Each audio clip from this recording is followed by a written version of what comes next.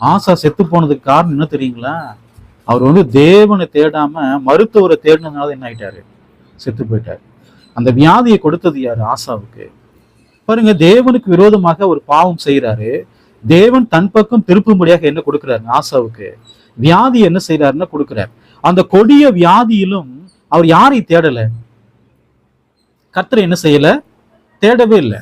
அவர் யாரை தேடுறாருன்னா, எனக்கு தேவன் வேண்டாம், எனக்கு கர்த்தர் வேண்டாம், நான் யாரை தான் தேடுவேன்?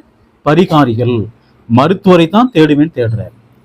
அங்கே நடந்த சம்பவம் வேற மாதிரியான சம்பவம். தேவன் அவரை தம்மிடத்திலே சேர்த்து கொள்ளும்படியாக, தன் பக்கம் திருப்பும்படியாக தேவன் அங்கே கிரியை நடப்பிக்கிறாரு. ஆனால் ஆசா என்ன செய்யலைங்க? தேவனுடைய சத்தத்துக்கு அவர் செவி கொடுக்கவே இல்லை.